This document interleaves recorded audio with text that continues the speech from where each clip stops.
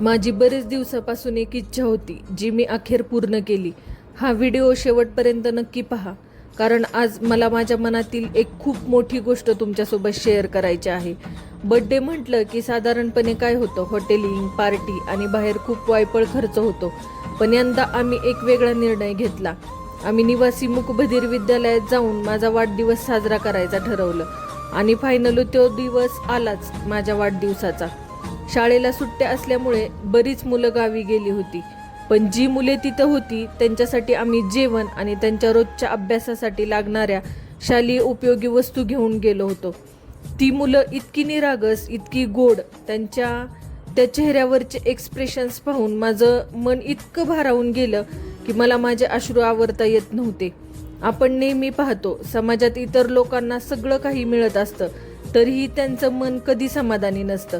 पण या निरागस मुलांना जे काही मिळतं ना, तेवढ्यातच ती खूप मनापासून समाधानी असतात. मी तिथे असताना माझं लक्ष देखील नव्हतं त्या मुलांकडे, आणि त्यांनी हाताने आपल्या गोड खाणाखुणांनी मला सांगितलं, जेवण खूप छान आहे. खरंच तो क्षण माझ्या काळजाला स्पर्श करून गेला.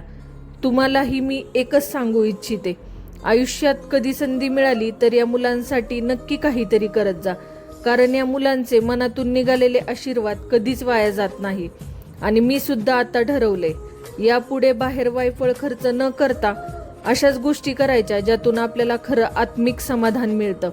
त्यानंतर आम्ही आत गेलो. त्या मुलांना इतक्या उत्साहाने स्वतःहूनच माझे केक कटिंगची सगळी तयारी करून ठेवली होती. मी त्यांच्यासाठी आणलेल्या वह्या आणि कंपास बॉक्स देण्यासाठी मुलांना परत एकत्र बोलवलं.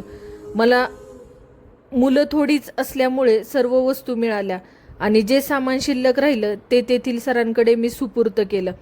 आणि आमच्या अकॅडमीच्या संपूर्ण टीमने देखील माझा बर्थडे खूप छान सेलिब्रेट केला. Thank you so much DJ Dipsy music academy team.